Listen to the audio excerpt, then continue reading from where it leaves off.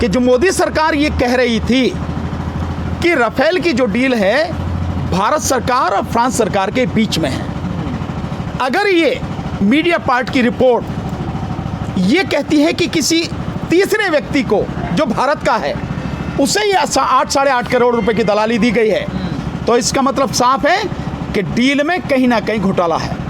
और ये बिल्कुल सच है, जो 30,000 करोड़ का राफेल का घोटाला है वो बिल्कुल सच है, उसमें कोई कहीं गलत नहीं है। क्योंकि जितने विमान मंगाने थे उससे कम करके केवल 36 विमान कर दिए। 126 विमान आने थे जो कांग्रेस के समय में, और बीजेपी ने उसको काट के कर दिया 36, लेकिन कीमत उसकी ज़्यादा बढ़ गई। तो जब कीमत ज़्यादा बढ़ी, उसी का तो घोटाला था। सुप्रीम कोर्ट ने उनको क्लीन चिट दे दी, लेकिन सुप्रीम कोर्ट के क्लीन चिट देने का मतलब ये नहीं है कि उसमें राफेल के मामले में घोटाला नहीं हुआ, गड़बड़ी नहीं हुई। और मीडिया पार्ट की जो रिपोर्ट है वो तो ये भी कह रही है कि ये तो पहला पार्ट है, रिपोर्ट का पहला पार्ट है, अभी इसके 2 पार्ट और आने हैं। और 2 पार्ट में जो वो कह रहे हैं, 2 में इससे भी बड़ा और तीसरे में सबसे ज़्यादा खतरनाक, सबसे ज़्यादा गंभीर चीज़ें सामने आएंगी। इसका मतलब साफ है कि जो कांग्रेस ने उस समय बोला, राहुल जी जिसको कहते रहे कि चौकीदार चोर है, राफेल में घोटाला हुआ है, वो बात पूरी तरह से सही है।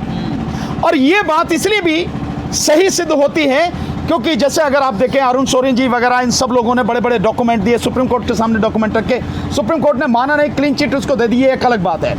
और इसमें भी एक बड़ी गंभीर बात यह है कि जिसको मैं समझता हूँ सुप्रीम कोर्ट को इस पर विचार करना चाहिए कि किसी भी चीज़ के विषय में जो सुप्रीम कोर्ट को लगता है बंद लिफाफे में जो है कमेंट मांग लेती है। आप बंद लिफाफे में रिपोर्ट क्यों मांगते हैं? जहां रेप का मसला है, केवल उस कार्रवाई को छोड़ के, क्योंकि रेप का अगर केस हो तो लड़की की गवाही वगैरह जब हो तो ये इन कैमरा होती है, यानी बंद दरवाजे के अंतर्गत ये कार्रवाई होती है। तो सरकार एक मिनट, वही मैं उसकी आपकी बात पे आ रहा हूँ, वो आपकी प्राइस खोलने की बात पे आ रहा हूँ। सरकार कौन होती है ना खोलने वाली? और सरकार से मांगे नहीं गए थे, सीएजी से मांगे गए थे। सीएजी ने प्राइस क्यों नहीं खोले? सीएजी ने प्राइस की जगह पे XY क्यों लिख दिया? क्या पहले किसी रिपोर्ट में सीएजी ने ऐसा लिखा? नहीं लिखा। और जब मांगे जा रहे हैं कि जब घोटाला हुआ है तो सीएजी को बाकायदा बताना चाहिए कि इतने रुपए की डील है, इतने का जहाज है, इतनी इसकी कीमत है, ऐसा ही घोटाला है।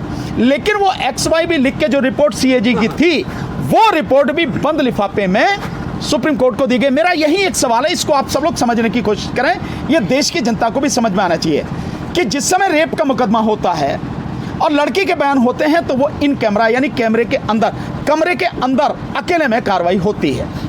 केवल उसमें कोर्ट होती है, कोर्ट का स्टाफ होता है, गवाह वो लड़की होती है, सरकारी वकील होता है, प्राइवेट वकील होता है, ये लोग होते हैं, मुलजिम होते हैं। मुलजिमों को भी अब पर्दे में रखा जाता है, वहाँ ये स्थिति है। लेकिन बाकी सारी जो अदालत की कार्रवाई है वो ओपन कोर्ट में कहलाती है, यानी खुली अदालत में होती है, उसमें छुपा हुआ कुछ नहीं है। तो जब छुपा हुआ कुछ नहीं है और देश के सामने इतना बड़ा मसला है कि इतने बड़े डील में जो है 30,000 करोड़ का घोटाला है, तो सीएजी की रिपोर्ट बंद लिफाफे में क्यों मांगी सुप्रीम कोर्ट ने और अपने आप देख के फैसला क्यों दे दिया? और फैसला दिया तो उसके बाद में पता लग गया कि रिटायर होने के 3 महीने बाद ही चीफ जस्टिस रंजन गोगोई राज्यसभा के मेंबर बन गए। तो समझ में आता है कि कहीं ना कहीं कोई ना कोई दलाली हुई है। और अब ये जो रिपोर्ट मीडिया पार्ट की आ रही है उससे बात सिद्ध हो रही है। तो जो आरोप लगाए गए थे 30,000 करोड़ के और बाकी राफेल के घोटाले के, वो सही है। सुरक्षा का खतरा बताया गया है कि अगर क्या बात का सुरक्षा का खतरा है? यही समझा नहीं, क्या उसमें ये बताए जा रहे हैं कि हवाई जहाज में कौन सा पार्ट लगा है, हवाई जहाज में कौन सा बम लगा है, ये कैसे चलता है, वो बताया जा रहा है? उसमें यही तो चीज मांगी जा रही थी कि कितने में लिया गया और कितने की डील थी, कितने पैसे दिए गए और कौन कौन है बीच में, यही तो सीएजी ने बताना था। और क्या करना था? ये सब लोगों को मूर्ख बनाने वाली बात है। अफसोस इस बात का है, या दिक्कत ये है कि देश की अधिकतर जनता अनपढ़ है, उसको इन चीज़ों की जानकारी नहीं है, तो उसे जैसा बताया जाता है उस पर विश्वास कर लेती है। हकीकत कुछ और है। लेकिन ये हकीकत सारी बाद में खुले से पुलवामा अटैक की हकीकत भी बाद में सामने आई। इसी तरह ये जो फाइटर जेट है इसकी हकीकत बाद में सामने आई। मैं समझता हूँ अगर पहले सामने आ जाए तो हल्ला मच जाएगा, तो फिर वो घटना घटेगी नहीं। अगर पहले होगा तो स्वाभाविक है, घटना के बाद ही लोग जागते हैं, जो सजग लोग हैं वो सचेत होते हैं कि आखिर ये सब हुआ क्यों है। क्योंकि घटना जिस तरह से दिखाई जाती है, हर समझदार व्यक्ति, हर सोचने वाला व्यक्ति उस पर सोचता है कि क्या जैसे बताई जा रही है ऐसे ही हुई है या कुछ और है। तो जैसे पुलवामा की आप बात करो, पुलवामा की घटना जिस तरह से हुई और 44 जो जवान हैं सीआरपीएफ के वो शहीद हुए, जिस इलाके में वो घटना घटी उस इलाके में हर मोड़ पर हर 2-2, 3-3 किलोमीटर पर लगातार चेकिंग होती है। तो कैसे 300, 350 किलो या 250 किलोग्राम जो RDX बताया गया कैसे पहुंच गया? क्यों नहीं चेकिंग हुई? कैसे हो गया? और उसके बाद में जिस तरह से 1.5 साल बाद में उसकी इन्वेस्टिगेशन कर के कोई भी उसमें दोषी नहीं है और आपने चार्जशीट फाइल कर दी। क्या हुआ? एक देवेंद्र सिंह आपने पकड़ा, उस देवेंद्र सिंह को टेक्निकल ग्राउंड पर 90 दिन में चार्जशीट फाइल ना होने के कारण बेल मिल गई, वो भी बच गया, सारा सब कुछ हो गया। ठीक इसी तरह से ये सारी चीजें आ रही हैं कि CAG की जो रिपोर्ट थी उस रिपोर्ट में पैसों की जगह XY क्यों लिखा गया था, और वो रिपोर्ट केवल सुप्रीम कोर्ट ने क्यों देखी? वो पब्लिक को दिखाने में क्या दिक्कत थी? उसमें कहाँ लिखा था? आप उसको उसमें चर्चा नहीं करते? अगर कोई ऐसी चीज थी कि जिससे सुरक्षा की बात थी, और सुरक्षा कहाँ रही? जिस मामले में दलाली हो रही है उसमें सुरक्षा कहाँ है? और सुरक्षा रहेगी कैसे? जिस कंपनी को आप ठेका दे रहे हो राफेल बनाने का, उस कंपनी को फाइटर प्लेन बनाने का कोई तजुर्बा नहीं है, अभी कंपनी भी वहां स्थापित नहीं है। आपने देखा जिस समय की बात थी केवल एक गैरेज सा बना हुआ था और उसको करीब 140 जन कितने एकड़ जन हेक्टेयर जमीन दी हुई थी, था क्या वहां पे? कुछ भी नहीं था। तो ये सारी की सारी चीजें वो सवाल पैदा करती हैं जिनसे शक होता है, और अब ये जो चीजें आ रही हैं वो शक यकीन में बदल जाता है। सवाल पैदा होता है ना कि जैसे 2-3 घटनाएं जो सामने आई बाद में खुलासा हुआ, तो ऐसी तो और भी जो घटनाएं हो सकती हैं, अभी बिल्कुल हो सकती हैं, समय में हो, बिल्कुल हो सकती हैं, आने वाले समय में हो सकती हैं। इनको रोकने का, ऐसी घटनाएं न हो, जिम्मेदारी किसकी है? स्वाभाविक है सरकार की जिम्मेदारी। और सरकार अगर ईमानदार होगी तो ऐसी घटनाएं या तो होंगी नहीं, और अगर होंगी तो जितने भी दोषी होंगे वो बख्शे नहीं जाएंगे। लेकिन इस सरकार में, मोदी सरकार में, तो धड़ल्ले से ये सारी चीजें हो रही हैं, दोषियों का पता नहीं है, और पता भी है तो उनके खिलाफ कोई कार्रवाई नहीं हो रही है। मोदी जी बड़े साफ सुथरे बनते हैं कि ऐसी गवर्नेंस है, मोदी जी ऐसा कर देंगे वैसा कर देंगे, लेकिन उनके राज में ये सब कुछ हो रहा। क्या माना जाए इसको? यही माना जाएगा कि सरकार ही तो इसमें शामिल नहीं है। जब राफेल डील पे राहुल गांधी ने ये बयान दिया था, बताया था कि इसमें घोटाला हुआ है, तो बीजेपी उनको पप्पू करार दे रही थी उस टाइम। नहीं, अगर मोदी जी को पप्पू कह दो तो क्या हो जाएगा? भाई आप किसी को किसी भी तरह से कह के अपमानित कर सकते हो।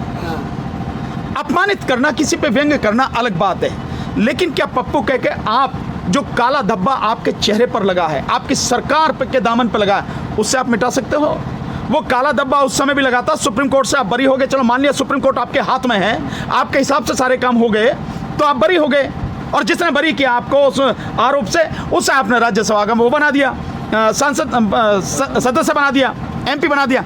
लेकिन क्या उससे सच्चाई धुल गई? सच्चाई बंद हो गई? खत्म हो गई? नहीं हुई। और अब ये धीरे धीरे जिस तरह से मीडिया पार्ट की रिपोर्ट आई है उससे वो सच्चाई उभर कर सामने आ गई है। तो इसका मतलब साफ है कि ये सारी चीजों में सरकार पूरी तरह से इन्वॉल्व है, और सरकार ने ही ये घोटाले किए हैं, नहीं तो जवाब दे सरकार। बीजेपी तो मना कर रही है। बीजेपी तो मना करेगी भाई। कभी आपने देखा है किसी अपराधी को कहते हुए कि हाँ मैंने अपराध किया है? और फिर बीजेपी जो सरेआम, मतलब झूठ बोलने में बीजेपी का और माननीय प्रधानमंत्री जी का कोई मुकाबला नहीं है। दुनिया में अगर सबसे ज्यादा बेशर्मी से कोई व्यक्ति झूठ बोलता होगा तो वो हमारे माननीय प्रधानमंत्री नरेंद्र मोदी जी। लेकिन सर सरकार तो कहती थी कि सीधी डायरेक्ट हमारी डील हुई, तो बिचौलिए कहाँ से आ गए इसमें? वही तो जवाब हम मांग रहे हैं, आप भी मांग रहे हो, मैं भी मांग रहा हूँ, सब मांग रहे हैं कि जब तुम कह रहे हैं फ्रांस की सरकार से सीधी डील हुई तो ये पैसा कहाँ से चला गया? इसका मतलब ये है कि दाल में काला है, और मैं ये कह रहा हूँ दाल में काला नहीं, सारी दाल ही काली है, क्योंकि 30,000 करोड़ का मसला है, कोई 1-2 करोड़ का नहीं है, 30,000 करोड़ के घोटाले का मसला है। लेकिन जिस बिचौलिया का नाम आ रहा है वो तो बीजेपी के बहुत नजदीकी आदमी है। ये तो बीजेपी के नजदीक तो सारे के सारे, देखिए पार्टी कोई भी हो, बीजेपी की हो, कांग्रेस हो या कोई भी हो, ये जितने भी लोग हैं, लुटेरे हैं, चोर हैं, डाकू हैं, ये सत्ता के इर्द गिर्द ही रहते हैं। कोई इसका यार है, कोई उसका यार है, कोई उसका यार है। बात यह है कि कोई किसी का भी यार हो, अगर आप सही हैं, सरकार चलाने वाले लोग सही हैं और वो कहते हैं कि हम सही हैं, तो भाई दोषियों के खिलाफ कार्रवाई करो। अगर आप कार्रवाई नहीं कर रहे तो भैया यही माना जाएगा सब एक ही थैली के चट्टे बट्टे हैं।